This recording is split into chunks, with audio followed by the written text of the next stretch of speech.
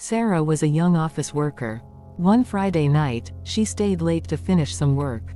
By the time she was done, the entire building was silent. The lights in the hall flickered, and the air felt colder than usual. She grabbed her bag, walked to the elevator, and pressed the button. When the elevator arrived, the doors opened with a creaking sound. The cabin was dimly lit, and one light in the corner flickered non-stop. Sarah hesitated. Something about the elevator didn't feel right. But the thought of taking the stairs down 15 floors made her step inside. She pressed the button for the ground floor, and the elevator started moving. The hum of the motor was louder than usual, and it made her uneasy. Sarah stared at her phone to distract herself. But suddenly, the elevator shook. The lights flickered rapidly, and the cabin stopped with a loud thud. Her heart raced as she tried pressing the buttons, but nothing worked. A chill ran down her spine when the elevator began moving again. This time, it wasn't heading to the ground floor. Instead, the digital display showed negative numbers: B1, B2, B3. Is this going to the basement? Sarah muttered to herself. But as the elevator kept descending past the basement levels, her fear grew. She tried pressing the emergency button, but there was no response. The elevator finally stopped, but the display showed no number. The doors slid open with a hiss, revealing a dark, unmarked floor. Cold air rushed into the cabin, and Sarah hesitated to step out. A strange, metallic smell filled the air. "Hello, is anyone here?" she called out. Her voice echoed, but no one answered. The hallway outside was dim, with faint yellow lights flickering in the distance. It felt wrong, like she shouldn't be there. When she stepped out, the elevator doors closed behind her. She turned around quickly and pressed the button, but the elevator didn't return. Panic rose in her chest as she realized she was stuck. Then, she heard it, a soft whisper. It sounded like a child's voice, but the words were unclear. The hallway stretched endlessly before her, and the whispers grew louder. Sarah froze, her instinct screaming at her to run. But there was nowhere to go. Something was watching her. Sarah's heart pounded in her chest as she stared at the dark hallway. The elevator was gone, and she had no choice but to move forward. She could still hear the faint whispers, but now they were louder, closer. They sounded like a mix of laughing and crying, echoing through the silence. She took a few shaky steps, hoping to find a door or another way out. The hallway stretched on, with no windows or signs of life. The walls were old and cracked, and the lights above her flickered like they were about to go out completely. The air felt thick, as if something was pressing down on her. Sarah reached out to touch one of the walls. It was damp, almost wet to the touch. She wiped her hand on her pants, feeling disgusted. "Where am I?" she whispered, her voice trembling. Suddenly, she heard a door creak open behind her. She spun around, expecting to see someone, but there was nothing there. Only the darkness of the hallway. The air felt colder now, and the whispers had turned into soft murmurs. Sarah couldn't make out the words, but it felt like they were calling to her. She quickly walked forward, glancing over her shoulder every few seconds. The hallway seemed to go on forever, but then something caught her eye. A door was slightly ajar, and she saw the faint outline of a chair inside. Curious and scared at the same time, Sarah pushed the door open and stepped inside. The room was small and empty, except for an old, worn-out wheelchair sitting in the center of the floor. The chair looked strange, unused, but as if it had just been left there. Sarah took a step closer, her breath shallow. The room was cold, much colder than the hallway. Suddenly, the wheelchair began to move on its own, slowly rolling across the floor. Sarah froze. Her eyes widened, and she gasped. "This isn't real," she muttered, shaking her head. The wheelchair stopped near her, as if waiting for her to get closer. She backed away, feeling her heartbeat in her throat. But as she turned to leave, the door slammed shut behind her with a loud bang. She screamed, but her voice was swallowed by the growing darkness. The whispers were louder now, more urgent. She was not alone. Something was watching her, and it was getting closer. Sarah's pulse raced as she pressed her back against the door, trying to calm her breathing. She didn't know what was happening, but the strange feeling in the air was impossible to ignore. The whispers were all around her now, and they seemed to echo in her mind. It felt like someone, or something, was watching her every move. The door to the room creaked again, and Sarah's eyes snapped to it. For a moment, she thought she saw something move in the dark corner of the room. She wasn't sure if it was just her imagination, but it didn't matter. Her only choice was to leave. Her hand shook as she reached for the doorknob. She turned it slowly and pushed the door open, stepping back into the hallway. The moment she stepped out, the cold air hit her like a slap in the face. The whispers grew louder, like voices that wanted to be heard. Sarah could almost make out words now, but they sounded jumbled and strange, like a language she didn't understand. She looked down the hallway, the lights above flickering in a way that made her feel dizzy.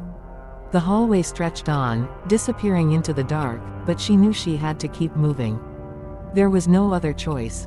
"Help me, Sarah," the voice was soft, almost like a child's cry. Sarah stopped dead in her tracks. She felt her blood run cold as she turned to the source of the voice. But there was no one there.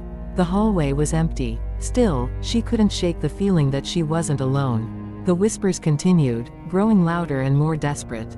They sounded as if they were coming from all directions, surrounding her, but she couldn't tell where they were coming from. Panic rose in her chest. "Who's there?" she called out, her voice trembling. No one answered. But then, from the corner of her eye, she saw a figure standing in the distance. It was tall, dark, and almost seemed to blend into the shadows. Its shape was blurry, but there was something about it that made her feel uneasy. The figure didn't move, but Sarah felt its presence like a weight pressing on her chest. She took a cautious step forward, but when she looked back, the figure was gone. Her heart pounded in her ears as she quickly turned back to the hallway, trying to shake off the feeling that it was following her. But then, another voice spoke, this time, clear and close. "You shouldn't be here." Sarah froze. The voice wasn't friendly. It was cold, almost warning her to leave before it was too late. She didn't know what to do, but she knew one thing: she had to get out of there, and fast. Sarah's breath was shallow, her body trembling. The hallway felt like it was closing in on her, as if the walls were slowly moving closer. She turned around, hoping to find the elevator, but it was nowhere to be seen. Her panic grew. The whispers had stopped, but the silence was even more terrifying. She backed away, her eyes darting around the empty hall. "I just need to get back to the elevator," she whispered to herself, trying to stay calm. She wasn't sure how much time had passed since she first entered this strange, dark place. It felt like hours, but it could have been only minutes. Finally, she noticed the elevator doors at the far end of the hallway. Relief flooded over her, but it was short-lived. When she pressed the button, nothing happened. The doors didn't open. Her heart dropped. Something wasn't right. Sarah stepped closer to the elevator and noticed that the numbers above the door flickered erratically. It read, "Be 5 inches instead of the usual, ground, or basement." She tried pressing the button again, but it still didn't respond.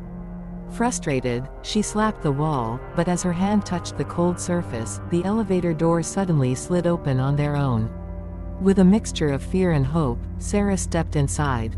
She pressed the button for the ground floor, and the doors closed behind her. The elevator jerked, as if it were struggling to move, but soon the descent began. The usual hum of the elevator was replaced by a low, unsettling rumble.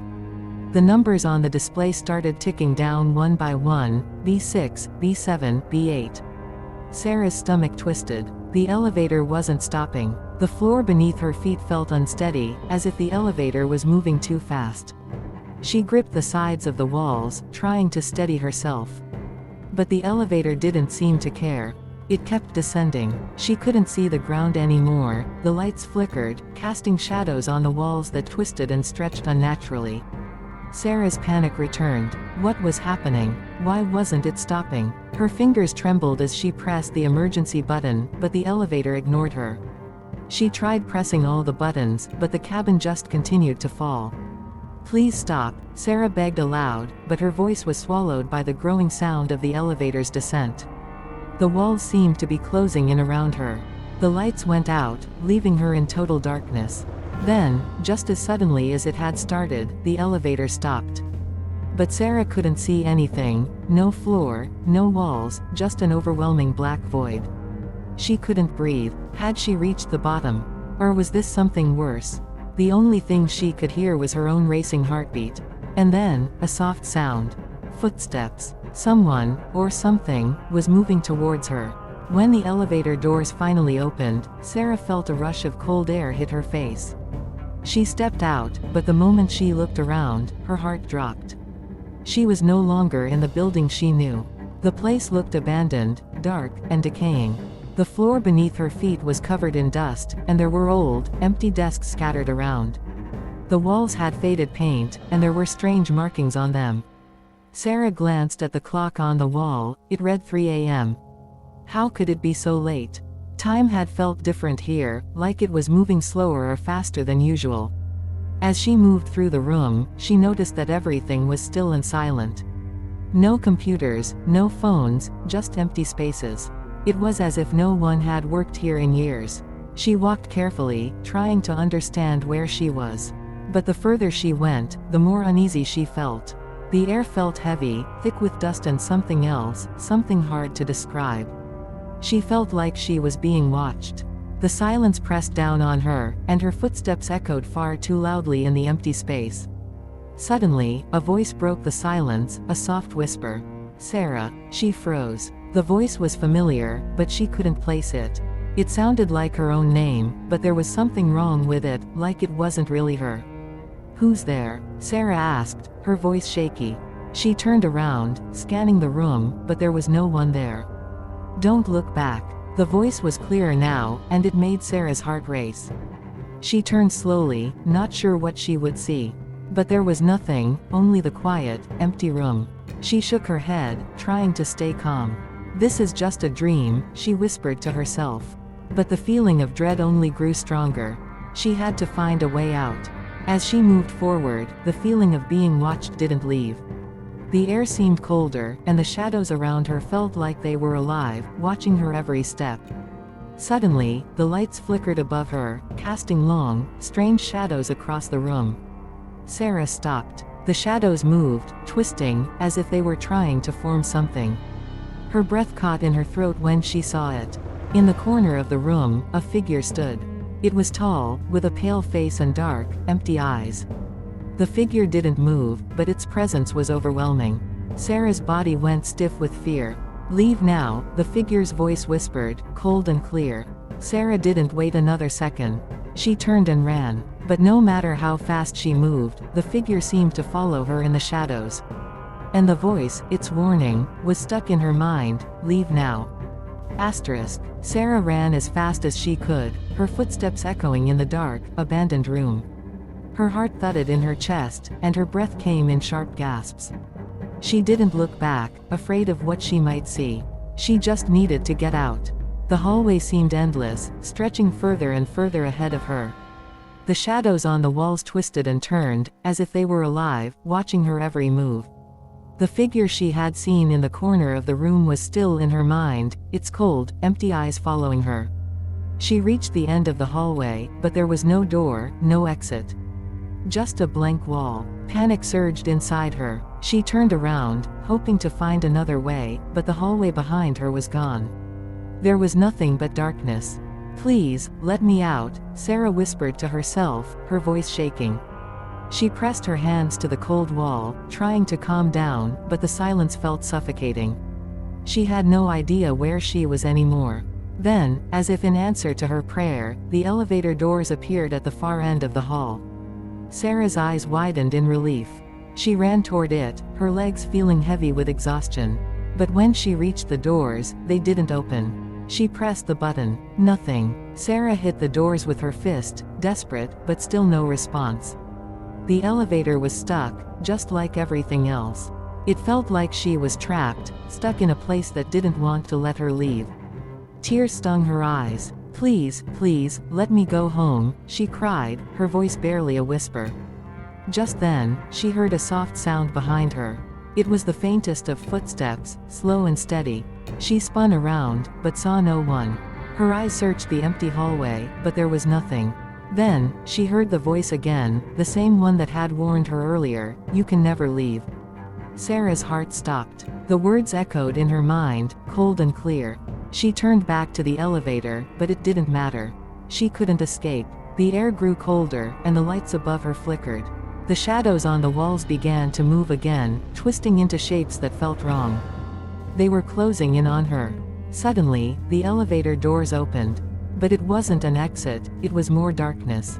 And without thinking, Sarah stepped inside. As the doors closed behind her, she realized the truth: she was trapped. This elevator, this place, it would never let her go. She was stuck, forever. As the darkness closes in, our journey tonight comes to an end, but the shadows still whisper their secrets, and some stories are better left untold, or are they? If you've made it this far, you've felt the chill of the unknown, and remember, this won't be our last meeting. The night is never truly silent, and there's always something lurking, watching, waiting. Until we cross paths again, stay vigilant, and sleep tight, if you can. If you enjoy this story, so please subscribe my channel and set bell icon on all. Also share my video to others and like my video as appreciation. Thanks.